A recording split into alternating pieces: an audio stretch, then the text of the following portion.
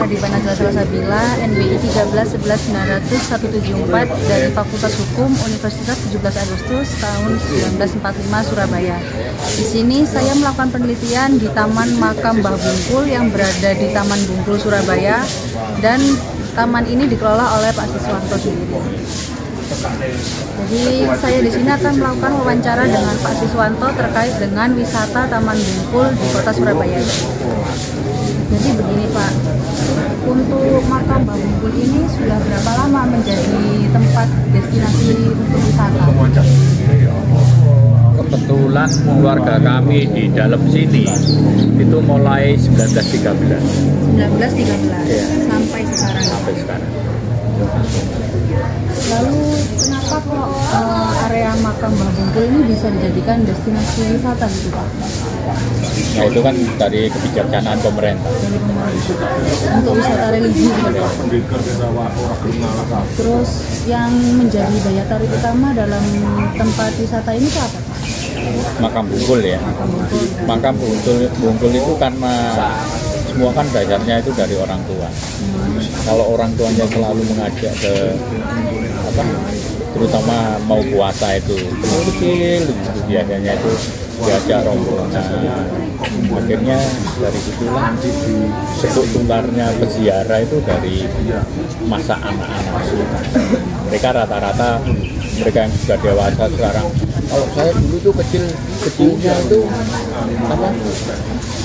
itu sering di makam ziarah ini, apalagi kalau mau puasa, itu yang terjadi. Lalu untuk saat ini bagaimana cara Bapak dan keluarga Bapak untuk meningkatkan kualitas wisata makam Mbah Bungkul ini?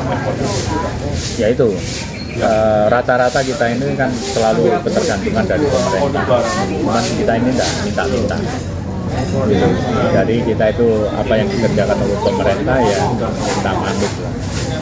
Dan juga untuk mempertahankan satu predikat atau pertahanan itu adalah yaitu banyak ya dari masyarakat yang ada di dalam itu bekerjasama dengan dari institusi seperti kemarin terjadi itu dari Koda, dilanjutkan dari Polresta. Jadi mata rantai. Memang kebetulan kaitannya kemarin itu dengan institusi itu karena kaitannya memang mempunyai satu program karya Pak.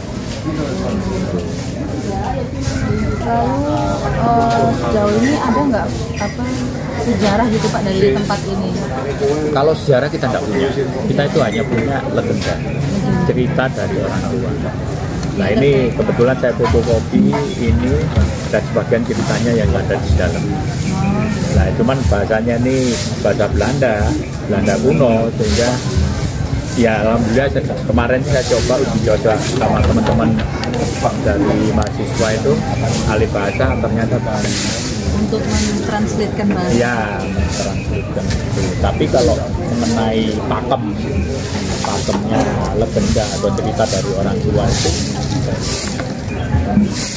kadang-kadang dari masyarakat menyebutkan apa sih kaitannya dengan Kanjeng Sunan Ngampel? Ya, karena namanya Sunan. Benar.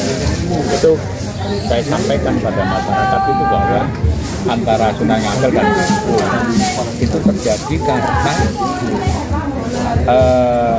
proses daripada apa ya, ketersambungannya itu dengan sayembara. Jadi Mbak Ageng Bungkul ini mempunyai putri yang namanya Dewi Wardah, yang mana mempunyai kehilangan dua delima.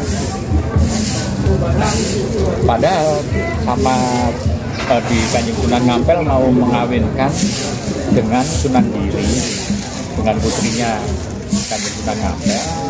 Ternyata Sunan Giri itu menemukan dua delima yang hilang, ditunjukkan sama Kanjeng Sunan Ngampel. Duh, itu dua delimanya putrinya Mbak Ageng Bungkul, sehingga yang ada sayembaranya yaitu bila mana lagi itu dijadikan suami, kalau ya perempuan bukan saudara, ternyata yang menemukan adalah Sunan Giri. Akhirnya dipersuntinglah putrinya Mbak Ageng Bungkul, padahal Sunan Giri itu mau melaksanakan akad nikah dengan putrinya Kanjeng Sunan Ampel. Akhirnya didahulukanlah, mungkin dulu itu suatu adat, mana adat itu apa, mungkin Mbak Ageng Bungkul lebih tua, itu yang terjadi. Atau Ki Ageng Bungkul sendiri zamannya Brawijaya itu dapat apa, eranya Brawijaya kelima ya, itu merupakan dia ini seorang pembuat pusaka, makanya disebut sekilas tentang sejarahnya ini. ya. Lalu apakah terkait jadwal kunjungan ini Pak? Apakah ada hari-hari tertentu untuk mengunjungi tempat wisata ini Pak? Relatif. Karena apa? Relatifnya itu di mana-mana tuh dulu itu yang dikulturkan itu hari malam Jumat. Ziarah gitu. Ya. Atau bulan Maulid. Gitu. Atau maleman hari apa, Ramadan. Memang ramenya memang khusus ziarah gitu Iya. Pak. Lalu bagaimana sih Pak tempat ini tuh kok sampai bisa dikenal sampai keluar Surabaya, sampai bahkan mungkin se-Indonesia bisa tahu gitu? Iya.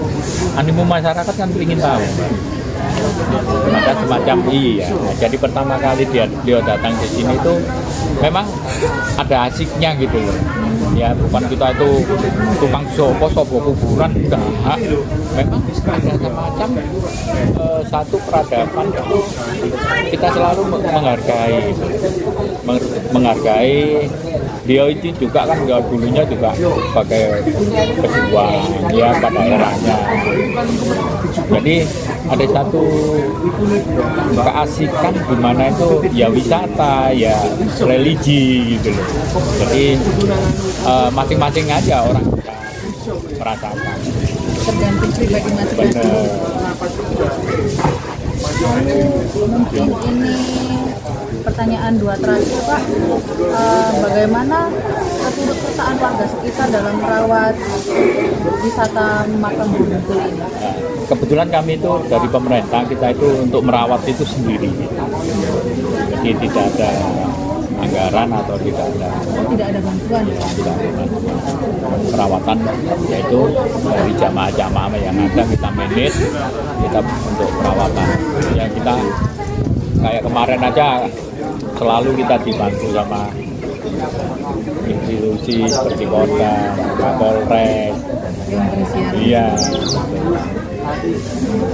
Lalu ini pertanyaan terakhir saya Pak, dampak apa saja yang dihasilkan dengan adanya tempat makam Bungkul ini secara sosial maupun ekonomi bagi warga sekitar?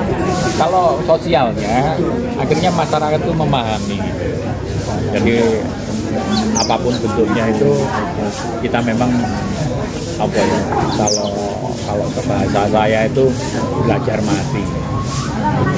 Ke makam itu kan mengingat bahwa nanti kita itu jadi ya, hanya itu kalau memang kita berbuat berlebihan ya kita kurangin, bukan kita habis itu mati, enggak. Artinya itu dalam pemahamannya itu lebih bagus ke makam daripada yang tidak bermanfaat. Dalam bentuk sosialisasinya dalam ekonomi itu banyak membantu orang luar sejauh manapun itu. Di sini tuh penambahan secara ekonomi itu ada, seperti UMKM kayak gini, apa PKL ya, SBK itu, atau orang lain yang kalau malam rame Mbak dari luar.